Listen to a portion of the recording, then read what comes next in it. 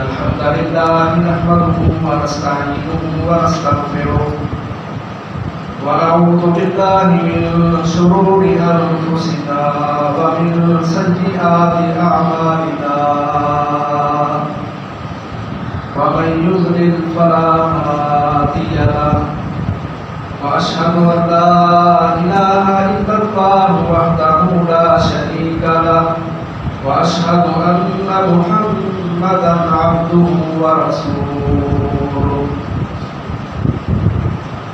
أرسله بالحق بشيرا ونذيرا بين يدي الساعة من يطع الله ورسوله فقد رشد ومن يعص الله ورسوله فقد غوى فإنه لا يضر إلا نفسه ولا يضر الله شيئا نسأل الله ربنا تبارك وتعالى أن يجعلنا ممن يطيعه ويطيع رسوله ويتبع رضوانه ويجتنب سخطه فإنما نحن به وله. يا أيها الذين آمنوا اتقوا الله حق تقاته ولا تموتن إلا وأنتم مسلمون. يا أيها الناس اتقوا ربكم الذي خلقكم من نفس واحدة وخلق منها زوجها وبث منهما رجالا كثيرا ونساء واتقوا الله الذي تساءلون به والأرحام إن الله كان عليكم رقيبا. يا أيها الذين آمنوا اتقوا الله وقولوا قولا سديدا يصلح لكم أعمالكم ويغفر لكم ذنوبكم ومن يطع الله ورسوله فقد فاز فوزا عظيما.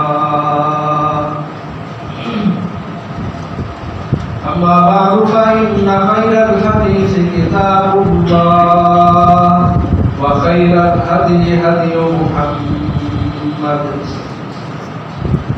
وشر الأمور محدثاتها وكل محدثة بدعة وكل بدعة ضلالة وكل ضلالة في النار. فقال الله تبارك وتعالى في القرآن المجيد والفرقان الحميد يرفع الله الذين آمنوا منكم والذين أوتوا العلم درجات والله بما تعملون خبير.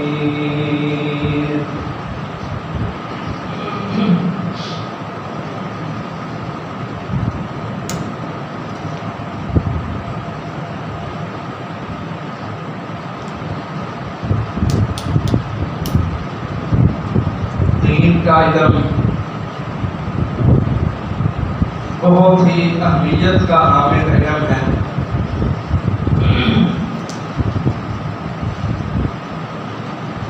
اور دین کا علم حاصل کرنے والے لوگ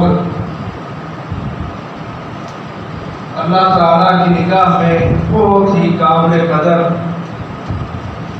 اور بڑی ہی اہمیت رکھنے والے لوگ ہوتے ہیں.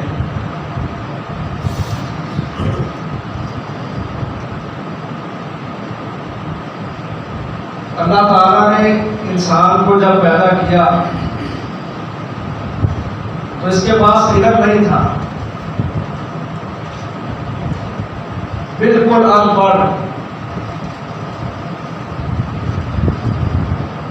لیکن چونکہ اللہ تعالیٰ نے انسان کو اپنی عبادت کے لیے پیدا کیا ہے تو ہر انسان کو اس حوالے سے سوچنا چاہیے کہ مجھے میرے اللہ نے اپنی عبادت کے لیے پیدا کیا عبادتوں کے جو طریقے ہوتے ہیں وہ میں کہاں سے سیکھوں گا، کہاں سے حاصل کروں گا؟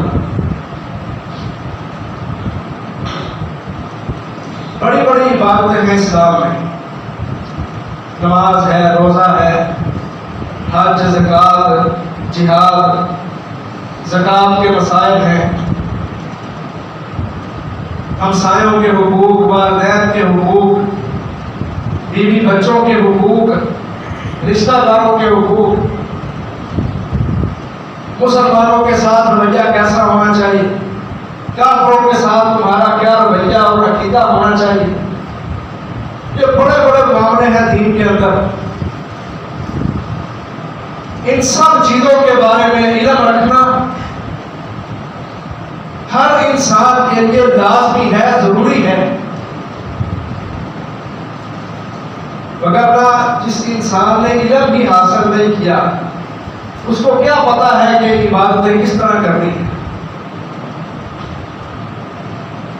اس لیے جب صحابہ کرام کلمہ پڑھتے، مسلمان ہوتے، تو اللہ تعالیٰ نے جو سب سے پہلا حکم نازل کیا وہ یہ تھا فَاعْلَمْ أَنَّهُ لَا إِلَٰهَ إِلَّا اللَّهُ. کیا نبی محمد صلی اللہ علیہ وسلم انہوں نے کلمہ پڑھا ہے اور یہ اسلام میں داخل ہوئے ہیں، زبانی کلمہ پڑھا ہے. سب سے پہلے جو ان کو سمجھانے کی ضرورت ہے وہ یہ ہے کہ ان کو آپ سمجھائیں، ان کو پتہ چلے کہ لا الہ الا اللہ یہ کیا چیز ہے. فعلم، مکمل علم دے ان کو لا الہ الا اللہ کے حوالے سے، کیونکہ انہوں نے بھی زبانوں سے اقرار کیا ہے. آگے ان کو نہیں پتا کہ لا الہ الا اللہ کہنے کا کیا مطلب ہے. آپ ان کو علم دیں، آپ ان کو سکھائیں. تو اس دلیل سے ہر انسان پر یہ لاگو ہوتا ہے، یہ لازم آتا ہے کہ وہ دین کے اندر اسلام قبول کرنے کے بعد جو عبادات ہیں، معاملات ہیں، ان سب کے بارے میں علم حاصل کرے، دین کا علم حاصل کرے، رہنمائی دے. اور یہ علم دینے کے لیے صرف دو چیزیں ہیں پوری دنیا کے اندر کہ جس کے اوپر پورے کے پورے دین کا انحصار ہے. ایک چیز قرآن ہے اور دوسری چیز محمد رسول اللہ صلی اللہ علیہ وسلم کی حدیث ہے. قرآن اور حدیث ان کو پڑھیں، علم حاصل کریں، جانیں کہ قرآن میرے رب نے اتارا ہے، میرے رب کا کلام ہے. اللہ تعالیٰ مجھ سے کیا کہہ رہا ہے، کس الفاظ کے ساتھ، کون سی بات اللہ مجھے سمجھا رہا ہے، کس انداز سے میرا رب مجھ سے مخاطب ہے. یہ قرآن پڑھیں گے تو ہمیں پتہ چلے گا. حدیث وحی ہے، اللہ اکرم الحاکمین نے نازل کی ہے، نبی اکرم صلی اللہ علیہ وسلم نے اس کو پڑھا ہے، اس کو لکھ دیا گیا ہے، اور جن کو قیامت میں کوئی مٹا نہیں سکتا. ہم ان حدیثوں کو پڑھیں کہ میرے نبی محمد صلی اللہ علیہ وسلم نے مجھے کیا سمجھایا ہے، کیا سکھلایا ہے.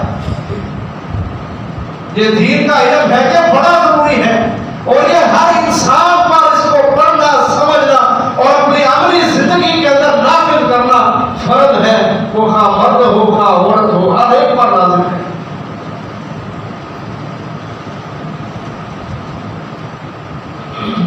بہت ضروری ہے اس کو سیکھنا. لوگوں نے دنیا کے اندر فتنے پھیلائے. انہوں نے چونکہ وہ خود عبادات سے بھاگنا چاہتے تھے، اس لیے انہوں نے دین کے اندر عبادات کے جو الفاظ احادیث میں اور قرآن میں استعمال ہوئے ہیں ان کو بگاڑنے کی کوشش کی. یہ بات سمجھنا، بہت سارے الفاظوں کو، بہت ساری عبادات کو انہوں نے بگاڑنے کی کوشش کی تاکہ لوگ ان عبادتوں سے دور ہو جائیں اور اس عبادت کو کر کے اعلیٰ درجے پر فائد ہونے کی بجائے کم تر درجے میں ہی رہے. مثال کے طور پر لفظ جہاد ہے. لفظ جہاد. لوگوں نے کیا کہنا شروع کر دیا؟ اب وہ خود بھاگنا چاہتے تھے، ان کو موت نظر آتی ہے جہاد میں. دیکھو کیسے معنی بگاڑے گئے. تھوڑا غور کرنا ان باتوں پر. کہتے ہیں جہاد کا معنی ہوتا ہے کوشش کرنا. جہاد کا کیا معنی ہوتا ہے؟ کوشش کرنا. تو کسی بھی کام کی کوشش کی جائے وہ جہاد ہی ہے. ایک مثال کے طور پہ آپ کے سامنے بات کر رہا ہوں کہ دین سے غفلت کی وجہ سے، ان میں دین کو پسے پشت پھینکنے کی وجہ سے دنیا کے اندر لوگوں نے کیسے کیسے فتنے کھڑے کیے دین کو بنیاد بنا کے. کہتے ہیں جہاد کا معنی کوشش کرنا ہے. کسی بھی کام کی کوشش کی جائے وہ جہاد ہی ہے. لغوی معنوں کی بنیاد پر، لغوی معنوں کی بنیاد پر اسلام کی بڑی بڑی تعلیمات، بڑے بڑے عمل ان کو بگاڑا گیا، لوگوں کو ان پر عمل کرنے سے روک دیا گیا. اب آپ ذرا سمجھیں، عربی زبان میں نماز کے لیے جو لفظ استعمال ہوا ہے نا وہ ہے الصلاۃ. الصلاۃ. اب عربی زبان میں ایک ایک لفظ کے کئی معنی ہوتے ہیں. یہ عربی زبان بڑی وسعت والی زبان ہے، اس کے اندر بڑی گہرائی ہے. اب الصلاۃ لفظ ہے، اس کا معنی نماز. اب لفظ الصلاۃ کو اور کئی معنی ہیں. اس کا معنی درود پڑھنا بھی ہوتا ہے، اس کا معنی رحمت کرنا بھی ہوتا ہے، رحمت کرنا. اب اگر کوئی بندہ نبی اکرم صلی اللہ علیہ وسلم پر درود پڑھ لیتا ہے لفظ الصلاۃ کو لے کر، اور درود پڑھ کے وہ کہے جی میں نے فجر ظہر عصر مغرب عشاء کی نمازیں پڑھ لی ہیں، تو کیا یہ اس کی بات مانی جائے گی؟ لفظ الصلاۃ ہے جس کا معنی نماز ہے، لیکن اس کے کئی معنی بھی ہوتے ہیں. اب اگر کوئی بندہ نبی اکرم صلی اللہ علیہ وسلم پر درود پڑھ کے کہے کہ میں نے ساری نمازیں پڑھ لی ہیں، کیا اس کی بات مانی جائے گی؟ صوم، عربی زبان میں صوم کا معنی ہوتا ہے روزہ، روزہ رکھنا. اور صوم کا اور بھی بڑے معنی ہوتے ہیں لفظ صوم کے. اس کا معنی ہوتا ہے رک جانا، رک جانا. اب اگر کوئی بندہ چلتا چلتا اچانک رک گیا اور کہتے جی میں نے روزہ رکھ لیا، میرا روزہ پورا ہو گیا، اس کی بات مانی جائے گی؟ کتنا نہیں مانی جائے گی. کیوں نہیں مانی جائے گی؟ کہ ٹھیک ہے عربی زبان میں لفظ صوم کے، لفظ صلاۃ کے بڑے معنی ہیں، بڑے مفاہیم ہیں، لیکن جو معنی مفہوم محمد رسول اللہ صلی اللہ علیہ وسلم نے سمجھایا ہے، جب تک ہم اس معنی پر عمل نہیں کریں گے، ہم لغوی معنوں کو بنیاد بنا کے اور درود پڑھ کے سمجھے ہمیں نماز پڑھ لی ہے، اور چلتے چلتے اچانک رک کے کہیں جی ہم نے روزہ رکھ لیا ہے، تو یہ اس کی بات قطع تسلیم نہیں کی جائے گی. جو روزہ رکھے گا، جو نماز پڑھے گا، اس کے اوپر لفظ صلاۃ اور لفظ صوم صادق آئے گا. بالکل اسی طرح جو جہاد کے بارے کو بگاڑ کے کہتے ہیں کہ کسی بھی کام کی کوشش کی جائے وہ جہاد ہی ہے، اللہ کی قسم یہ بالکل یہ معنی نہیں ہے. جہاد کی تعریف خود نبی اکرم صلی اللہ علیہ وسلم نے کی. صحیح بخاری کی روایت ہے، ایک صحابی نے پوچھا کہ جہاد کیا ہے؟ آپ نے فرمایا ان تقاتل الکفار اذا لقیتهم، تیرا میدان جنگ کے اندر کافروں کے مد مقابل آ جانا، ان کے ساتھ لڑائی کرنا، قتال کرنا، یہ جہاد ہے.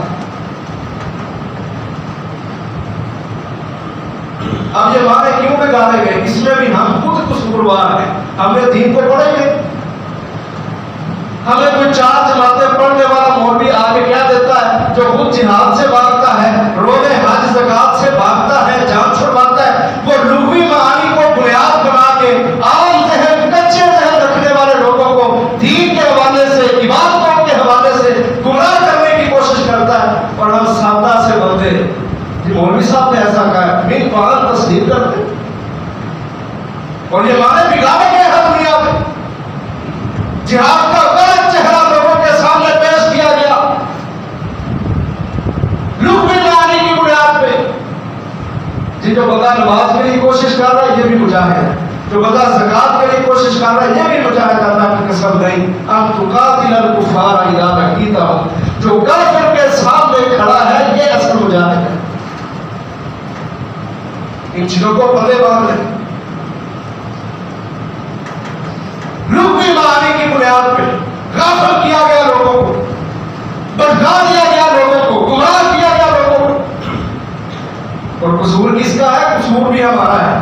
اگر ہم دین پڑھے ہوتے، جانتے ہوتے کہ میرے رب نے قرآن میں مجھ سے کیا کہا ہے، میرے نبی محمد ذیشان صلی اللہ علیہ وسلم نے اپنے فرامین میں مجھے کیا سمجھایا ہے، تو اللہ کی قسم ہم کسی کو بھٹکنے نہ دیتے، ہم دلیل رکھتے، بات کرتے، بھرپور انداز سے بات کرتے، دلیل کے ساتھ بات کرتے۔ تو محترم بھائیو، دنیا میں اس طرح جہالتیں پھیلائی گئی ہیں، اس لیے دین کا علم حاصل کرنا بڑا ضروری ہے، بڑا لازم ہے۔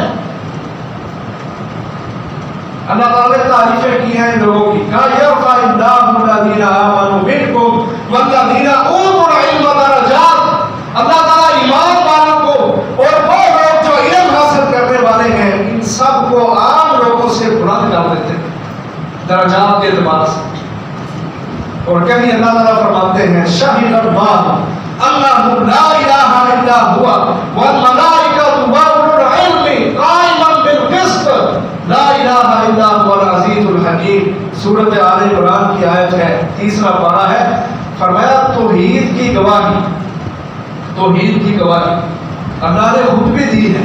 شاہد اللہ اللہ لا الہ الا ہو، کہ دنیا کے اندر کوئی الہ، کوئی معبود نہیں ہے، اس چیز کی گواہی اللہ نے بھی دی ہے، فرشتوں نے بھی دی ہے، واولو العلم، اور علم رکھنے والے، دین کا علم رکھنے والے لوگ انہوں نے بھی توحید کی گواہی دی ہے۔ امام قرطبی رحمہ اللہ اس آیت کی تفسیر میں لکھتے ہیں، کہتے ہیں اللہ احکم الحاکمین کا یہ کہنا کہ توحید کی گواہی اللہ نے دی ہے اور فرشتوں نے دی ہے، اور کنہوں نے دی ہے؟ علم والے لوگوں نے۔ سارے لوگوں کی بات نہیں کی، ساری کی ساری انسانیت کی بات نہیں کی، علم رکھنے والے لوگ۔ کہا یہ بات اللہ احکم الحاکمین کا کرنا اس بات کی، اس چیز کی دلیل ہے کہ اللہ کے ہاں اگر قابل قدر کوئی لوگ ہیں سارے لوگوں میں، تو وہ لوگ ہیں جو علم حاصل کرنے والے ہیں، دین پڑھنے والے ہیں۔ کیونکہ جو دین والا بندہ ہوتا ہے وہ تو قرآن پڑھتا ہے، وہ لوگوں کو دین سکھاتا ہے، ترجمہ تفسیر پڑھاتا ہے، وہ جانتا ہے میرے رب نے قرآن مجید میں توحید کو بیان کیا ہے، پھر وہ توحید کی اوج کو، معراج کو سمجھتا ہے، پھر وہ گواہی دیتا ہے کہ واقعتاً اللہ ہی ہے تو ساری دنیا کو پیدا کرنے والا ہے، خالق ہے اور مالک ہے۔ اس لیے اللہ نے خاص طور پر کہا اللہ نے بھی اور فرشتوں نے بھی واولو العلم میں، اور علم رکھنے والے لوگوں نے، ان سب نے گواہی دی ہے اللہ لا الہ الا اللہ، کہ اللہ کے علاوہ کوئی معبود نہیں ہے۔ کہیں اللہ تعالیٰ فرماتے ہیں، فرمایا موسیٰ علیہ السلام کو اللہ نے ایک نسخہ دیا تھا، جب اسے کہا نا کہ جاؤ فرعون کے پاس اور اس کو جا کے سمجھاؤ، وہاں اللہ تعالیٰ نے ساتھ یہ کہا وَقُلْ رَبِّ زِدْنِي عِلْمًا، سورۃ طٰہٰ ہے 16واں پارہ ہے، وَقُلْ رَبِّ زِدْنِي عِلْمًا، اے موسیٰ ساتھ ساتھ یہ بھی کہو کہ اے میرے رب میرے علم میں اضافہ کروا دے۔ اور بڑے بڑے اہل علم لوگوں نے لکھا ہے کہ اللہ تبارک و تعالیٰ کا صرف اپنے نبی کو یہی کہہ دینا کہ آپ اپنے علم میں اضافے کی دعا کریں، کہتے ہیں یہ پورا دین ہے، مکمل دین ہے۔ ظاہر جس کے پاس علم ہے دین پر تو وہ صحیح عمل کرے گا، اس کو پتا ہے نماز کیسے پڑھنی ہے، روزے کے احکام کیا ہے، زکات کے احکام کیا ہے، قربانی کے اور دیگر جو مسائل معاملات ہیں ان کے کیا احکام ہیں، یہ صرف وہی بندہ جانتا ہے جو علم والا ہے، جس کو علم کی اہمیت کا پتا ہے، جو علم پڑھنے والا ہے، علم پسند بندہ ہے۔ اور کہیں اللہ تعالیٰ فرماتے ہیں وَتِلْكَ الْأَمْثَالُ نَضْرِبُهَا لِلنَّاسِ، وَتِلْكَ الْأَمْثَالُ نَضْرِبُهَا لِلنَّاسِ وَمَا يَعْقِلُهَا إِلَّا الْعَالِمُونَ۔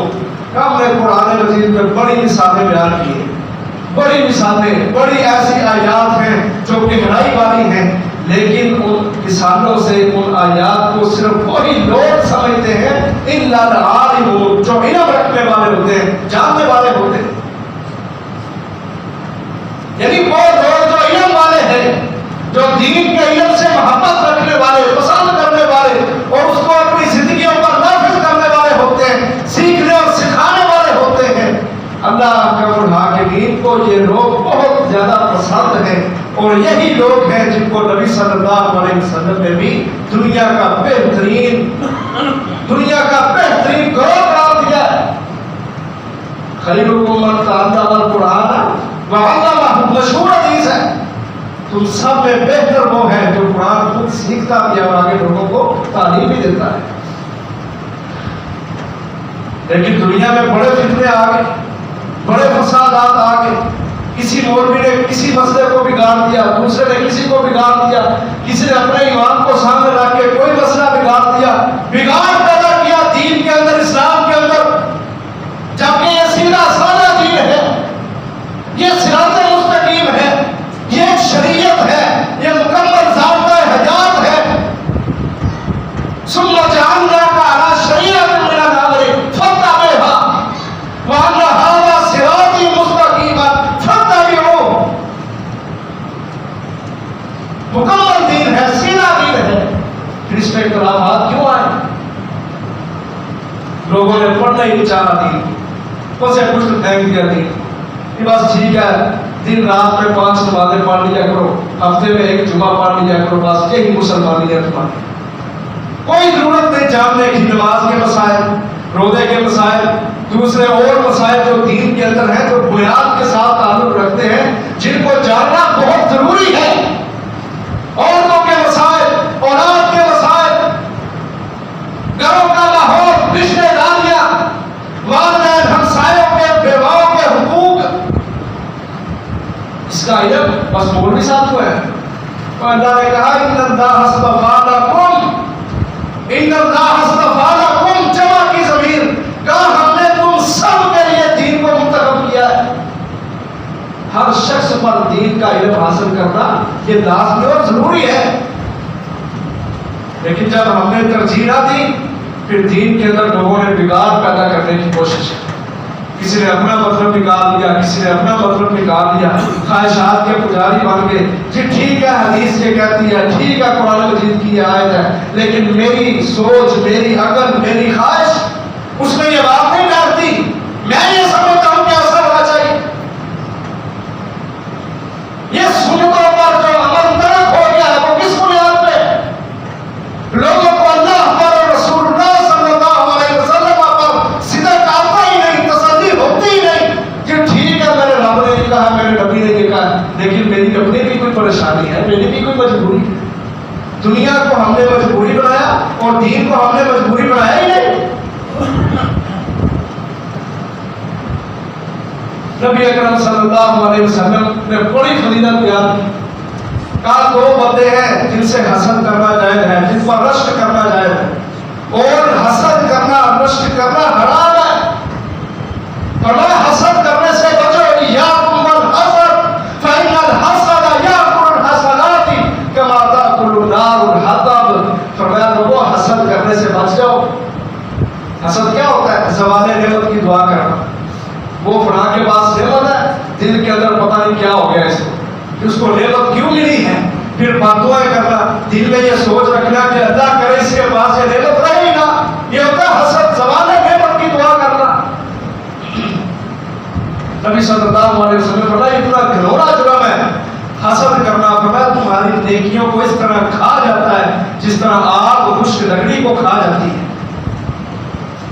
وقت ہی نہیں لگتا، چند لمحوں کے اندر آگ خشک لکڑی کو اپنی لپیٹ میں لیتی ہے اور کوئلہ بنا کے رکھ دیتی ہے، بھوسا بنا کے رکھ دیتی ہے۔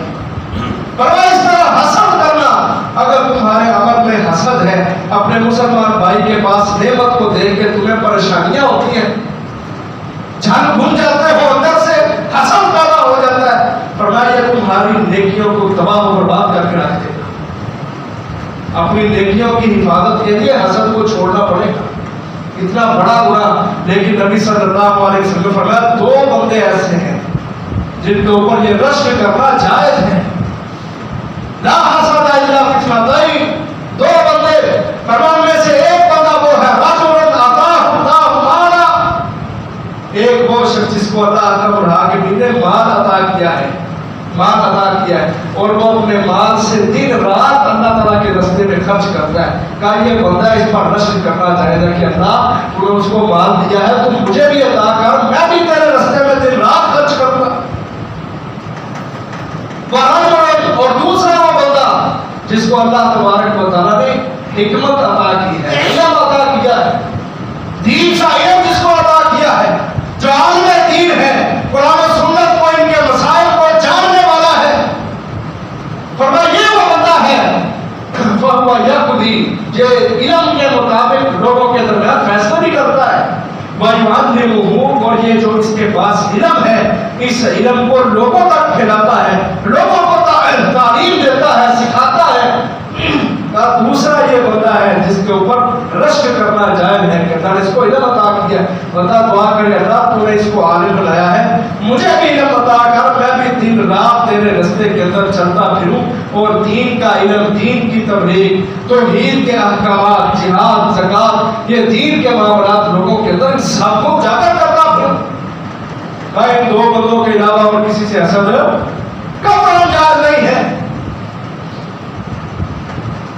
اور صحابہ کرام نے اس پر عمل کیا تھا۔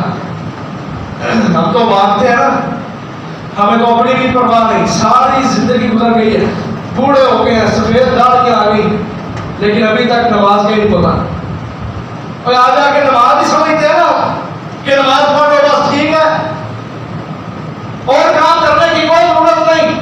لیکن دکھ ہوتا ہے کہ ایک عمل دین کے اندر نماز کو اپنایا ہے اور وہ نماز بھی اس کو صحیح پڑھنا نہیں آتی۔ افسوس اور دکھ کی بات نہیں، اللہ کے پاس جائیں گے تو کیا لے کے جائیں گے؟ زندگی گزاری ہے، بوڑھا ہو چکا ہے، کرسیوں پہ بیٹھ چکے، کمر بوجھل ہو چکی ہے، ساری زندگی گزار دی ہے، لیکن جھندے کو بیچارے کو پتہ ہی نہیں کہ علم کیا ہے۔ جو میں ایک نماز پڑھ لیتا ہوں، مسجد میں آ جاتا ہوں، میں نے اس نماز کو ادا کرنے کا طریقہ کیا ہے، مسنون نماز کیا ہے، صلو کما رأیتمونی اصلی، کیا مطلب ہے اس کا پتہ ہی۔ صحابہ اکرام کو دیکھو، یہ تو ہمارے بوڑھوں کا حال ہے جو ان کو پتہ ہی نہیں، اور اگلی جو ہماری نسلیں ہیں وہ تو مسجد میں آتی ہی نہیں۔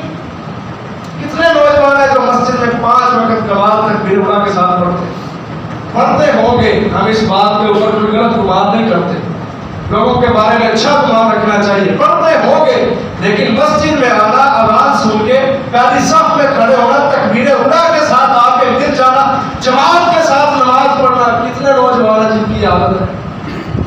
بہت کم آپ کو نظر آئیں گے معاشرے۔ یعنی خود بھی ہم اتنے غافل رہے ساری زندگی دین سے کہ ہمیں نماز کے طریقے میں پتہ نہیں، اور جو ہماری آگے نسلیں ہیں وہ تو مسجد میں آتی ہی نہیں۔ کتنے ہیں جنہوں نے ان کو سنبھالا ہے، ان کی اصلاح کی کوشش کی۔ علم محترم بھائیوں بزرگوں بڑا ضروری ہے، دین کا علم حاصل کرنا بڑا ضروری ہے، بڑی اہمیت کا حامل ہے۔ اگر تمہارے پاس علم نہیں تو پھر ظاہر ہے تمہیں باتوں کا پتہ نہیں، پھر تم کس طرح دعوت سے کہتے ہو کہ میری نماز سنت کے مطابق ہے، میرا روزہ سنت کے مطابق ہے، میرا حج سنت کے مطابق ہے، میرا خرچ کرنا صحیح مسنون طریقے کے مطابق ہے، کس طرح دعویٰ کر سکتے؟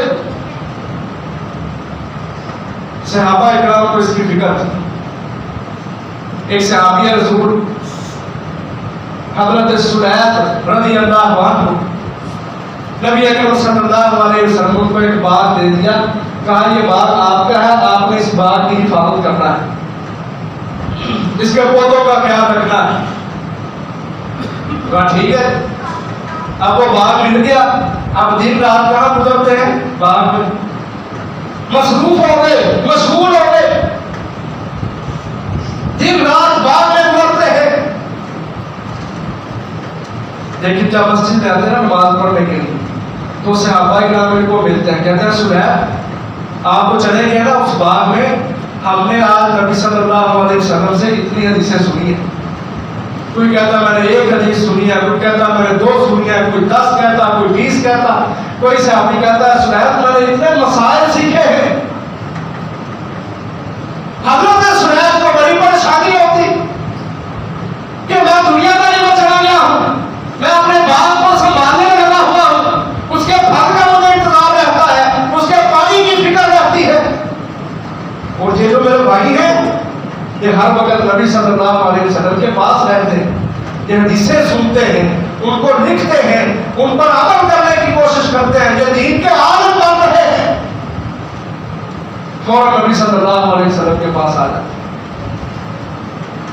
فوراً نبی صلی اللہ علیہ وسلم کے پاس آج کہتے ہیں اللہ کے رسول آپ نے مجھے باغ دے دیا کہ باغ کی حفاظت کرو، اب اطاعت بھی ضروری تھی محمد رسول اللہ صلی اللہ علیہ وسلم کی، نافرمانی بھی تو نہیں کر سکتے تھے، لیکن کہتے ہیں اللہ کے رسول مجھے دکھ ہے، مجھے افسوس ہے کہ میں باغ میں چلا جاتا ہوں اور میرے سارے ساتھی آپ کے پاس بیٹھتے ہیں، شب روز گزارتے ہیں، حدیثیں سنتے ہیں، مسائل سنتے ہیں، سیکھتے ہیں اور ان پر عمل کرنے کی کوشش میں ہے، میں پیچھے رہ گیا ہوں، کہیں یہ جنتوں کے وارث نہ مان جائے، میں جنت سے کہیں پیچھے نہ رہ جاؤں۔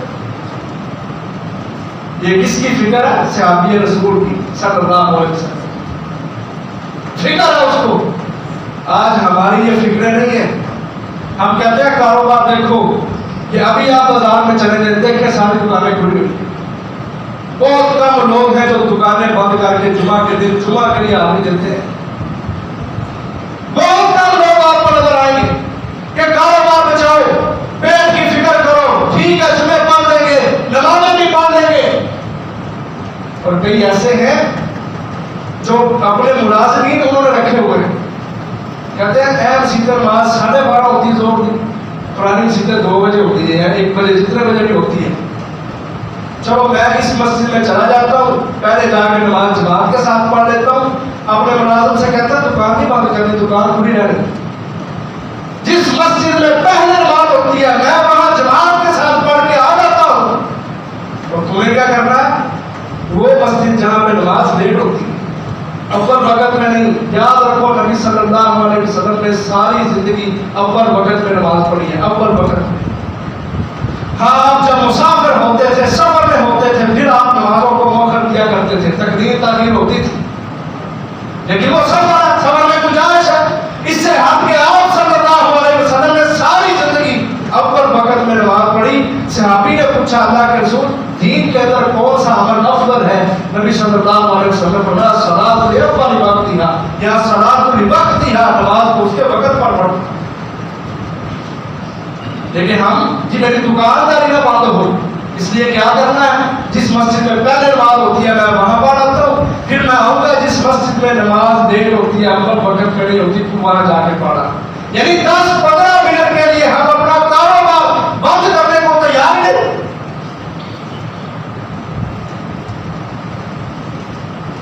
جگہ بدر ہوئی نا جب یمن سے ایک قافلہ آیا، یمن سے تو وہ مدینہ سے گزرا، اس نے کیا دیکھا کہ عصر کی نماز اس کا وقت ہو گیا، ابھی اذان ہوئی ہے، ابھی اذان ہوئی ہے، مسجد نبوی کا بازار ہے، صحابہ کرام نے دکانیں کھلی ہوئی ہیں، سارے کے سارے مسجد نبوی میں جمع ہو کے نماز پڑھنے کے لیے، اب دکانیں کھلی ہیں۔ یمن کا ایک تاجر آیا قافلہ لے کے اپنے ساتھ، وہ کیا تبصرہ کر رہا ہے عیسائی ہے، اسلام کو نہیں جانتا، لیکن اس نے تعریف کی مدینہ کے اندر بازار میں کھڑے ہو کے صحابہ کرام کی، کہتا دیکھو ان کو اپنے رب کے ساتھ اتنا لگاؤ ہے کہ سب کی دکانیں کھلی ہوئی ہیں، اذان کی آواز سنی ہے تو سارے مسجد میں حاضری دینے کے لیے چلے گئے، اور ساتھ کہتا ہے یہاں ہم آسانی کے ساتھ اپنی جیبیں بھر سکتے ہیں، یہاں ہم آسانی کے ساتھ اپنی جیبیں بھر سکتے ہیں، یعنی دکانوں میں کوئی نہیں ہے، کوئی ملازم بھی نہیں ہے، کوئی خادم نوکر بھی نہیں۔ صحابہ کو خود بھی اپنی نماز کی فکر تھی، جو اپنے نیچے ماتحت لوگ کام کرتے تھے ان کی نمازوں کی بھی فکر تھی، سب کو لے کے مسجد نبوی میں حاضری دے۔ یہ توکل اعتماد کی بات ہوتی ہے، یہ اللہ کی ذات پر بھروسے کی بات ہوتی ہے۔ ہمیں بھروسے نہیں ہے، آج ہم بے یقینی کے دور سے گزر رہے ہیں، ہمیں اللہ کی باتوں پر، نبی کی باتوں پر یقین ہی نہیں ہے۔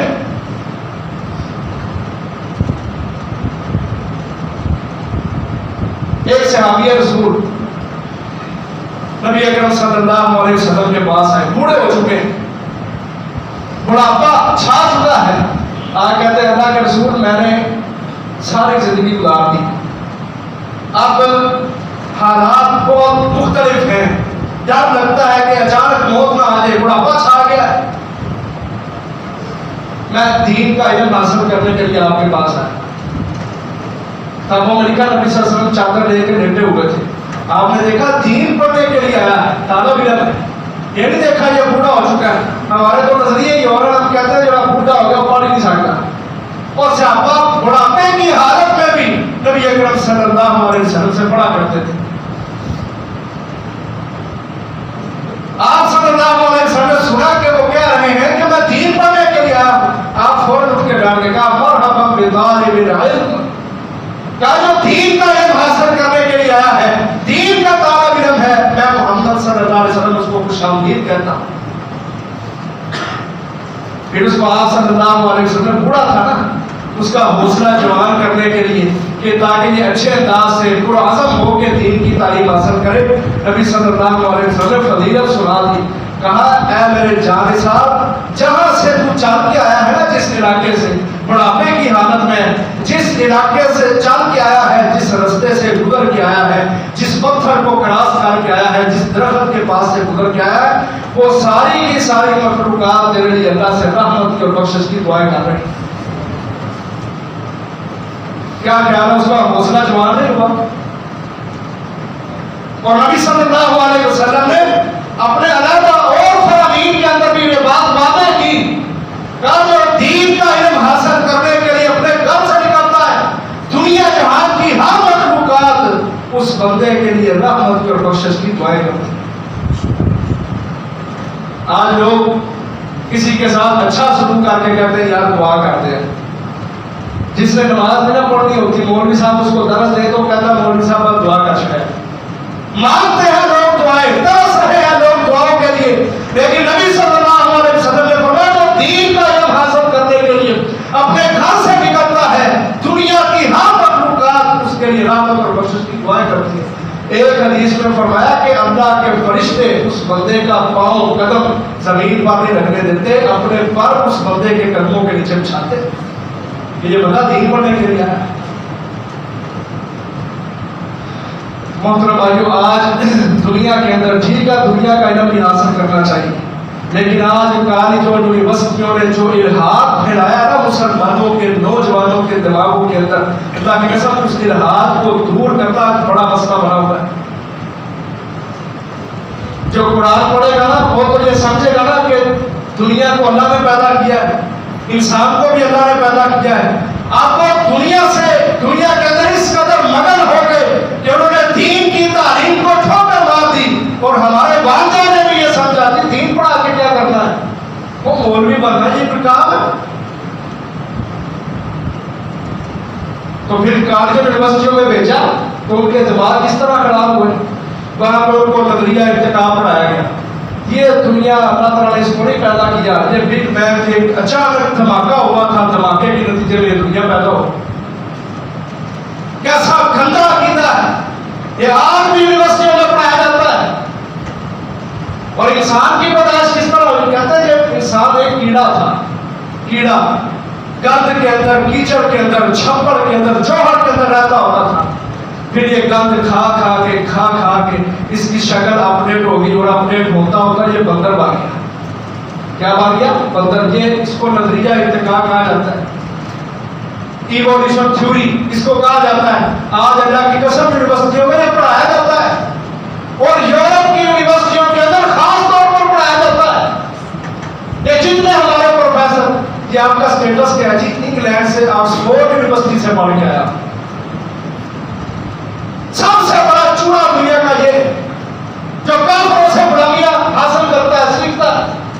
اور قرآن سے بڑی کوئی کتاب ہے دنیا میں، سچی کتاب جو اچھے ہو تو جنتوں کی بشارت دے گی، اگر برے ہو تو تمہاری اصلاح کرے گی. اور دنیا میں اللہ کے بعد سب سے سچی اگر کسی کی بات ہے تو محمد رسول اللہ صلی اللہ علیہ وسلم کی بات. آج اس سچے سچے دین کو، قرآن و سنت کو ٹھوکر مار کے ہمارا نوجوان بعد سمجھتا ہے کہ میں پتہ نہیں کیا بن گیا ہمارا. اور کہتا ہے وہ بندر بنا, وہ بندر پھر چھلانگے لگاتا, خواہش پوری کرتا. ایک وقت آیا کہ وہ بندر انسان بن گیا.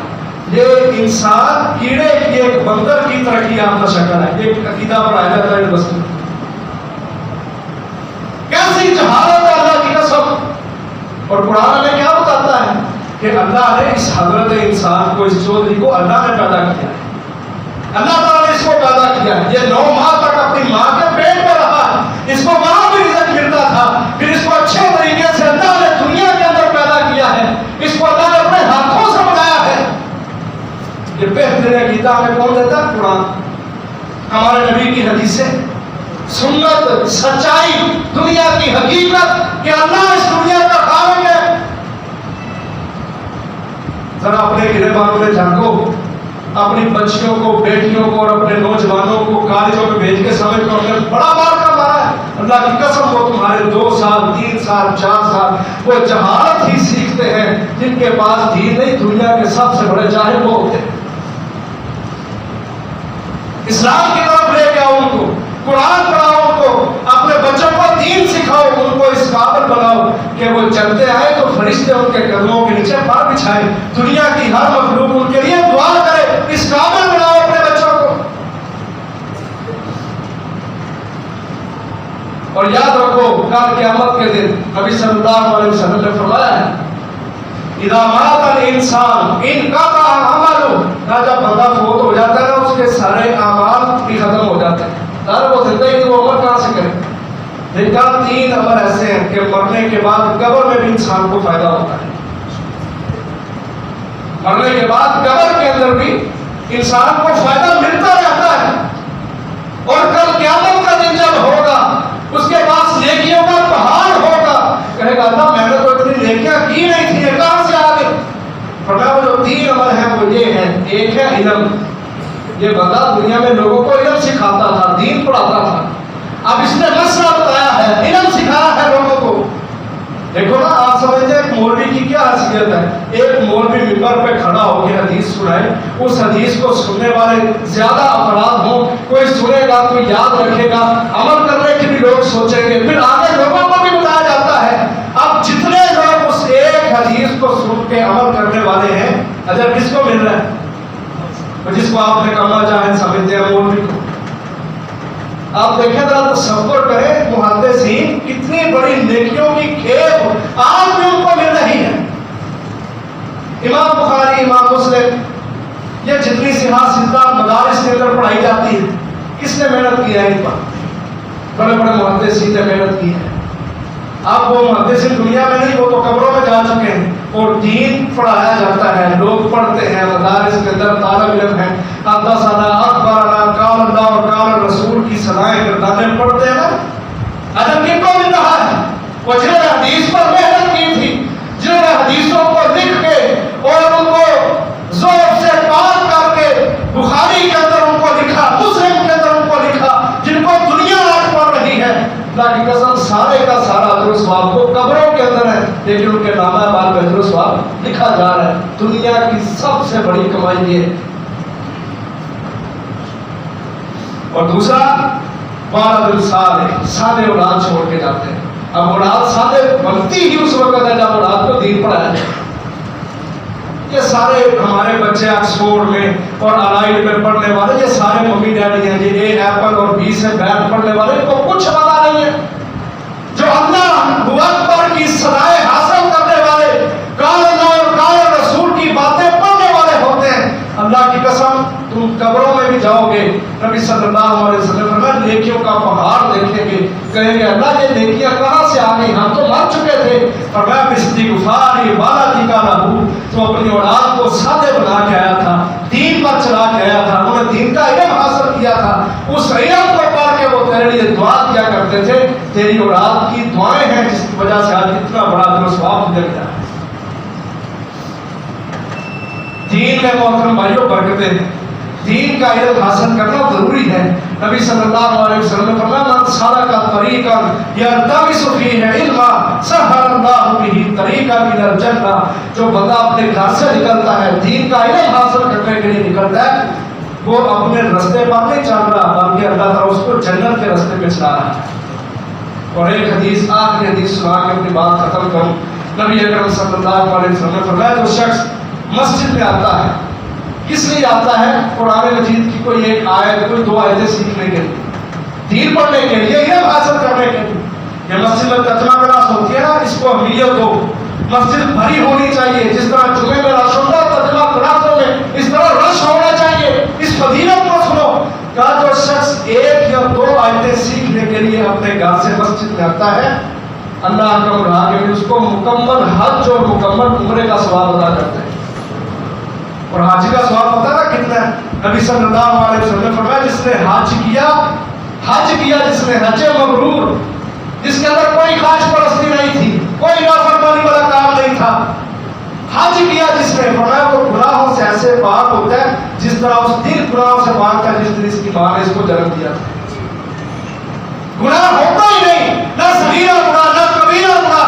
فرمایا اسی طرح جو شخص اپنے گھر سے ایک یا دو آیتیں حاصل کرنے کے لیے، ان کی تعلیم لینے کے لیے، تفسیر سمجھنے کے لیے، اپنی زندگی پر اس کو نافذ کرنے کے لیے مسجد میں آتا ہے، اللہ تعالیٰ اس بندے کو مکمل حج اور مکمل عمرے کا ثواب عطا کرتے ہیں۔ بڑی فضیلت ہے۔ اور یہ دین کا علم دنیا کے اندر جتنے فتنے ہیں ان کو ختم کرنے کا ایک بہت بڑا ذریعہ ہے۔ آج لوگوں کو سمجھ نہیں آتی، سازشیں اتنی ہوتی ہیں، فتنے اتنے ہوتے ہیں کفار کی طرف سے، لوگوں کو سمجھ نہیں آتی ہم نے فتنوں کے دور میں کرنا کیا ہے۔ ان لوگوں کو سمجھ نہ دیتے ہیں جو دین پڑھنے والے ہوتے ہیں، جو دین سے محبت رکھنے والے ہوتے ہیں، جو دین کے مطابق اپنی زندگیاں بنانے والے ہوتے ہیں۔ حضرت ابو ہریرہ رضی اللہ عنہ آخری 4 سال سے جب نبی صلی اللہ علیہ وسلم کے پاس ہے اور مسلمان ہوئے تھے، آخری 4 سال آگے اتنی محنت کی، خود بیان کرتے ہیں، کہتے ہیں مجھے اپنی بھوک کی بھی پرواہ نہیں ہوتی تھی، بھوک کی وجہ سے میں مدینہ کی گلیوں کے اندر لیٹا ہوتا تھا، مجھے نشی کے دورے پڑتے تھے، لوگ میرے پاس سے گزرتے تھے اور ٹھوکر مار کے کہتے تھے ابو ہریرہ کو دورے پڑ رہے ہیں، پاگل ہو گئے۔ لیکن کہتے ہیں مجھے کوئی دورے نہیں پڑتے تھے، کوئی نشہ میرے اوپر چھایا ہوا نہیں تھا، مجھے تو دین سے اتنی محبت تھی، نبی کی حدیث سے اتنی محبت تھی کہ میں ہر وقت اللہ کے رسول کے پاس حدیث سیکھنے کے لیے بیٹھا رہتا، نہ مجھے اپنی بھوک کی پرواہ ہوتی تھی نہ پیاس کی پرواہ ہوتی تھی۔ اللہ نے ان کو کیا لقب دیا؟ امام المحدثین، سارے کے سارے محدثین کے امام صحابہ میں سے حضرت ابو ہریرہ رضی اللہ عنہ 5374 حدیثیں اکیلے حضرت ابو ہریرہ بیان کرتے ہیں۔ یہ فضائل ملتے ہیں دین کے ساتھ، دین کے ساتھ جڑ جانے کے ساتھ۔ تو یہ مدارس کے اندر یہ سال ختم ہے، رمضان کے 15 دن کے بعد نیا سال شروع ہوتا ہے، اپنے بچوں کو دین کے مدارس کے اندر داخل کروائیں، ان کو دین کی تعلیم ان کے لیے لازمی اور ضروری قرار دیں، بچوں کو بھی مدارس میں داخل کروائیں اور اپنے گھروں کے اندر اسلامی ماحول بنائیں، اور آپ کی تربیت دین کے مطابق کریں، دین کا علم ان کو سکھائیں، دین کا عالم اور مجاہد بنائیں، تاکہ قیامت والے دن تمہارے لیے صدقہ جاریہ بنیں گے۔ اللہ تعالیٰ سے دعا ہے اللہ تعالیٰ ہمیں عمل کرنے کی توفیق عطا فرمائے۔ وآخر دعوانا الحمدللہ رب العالمین۔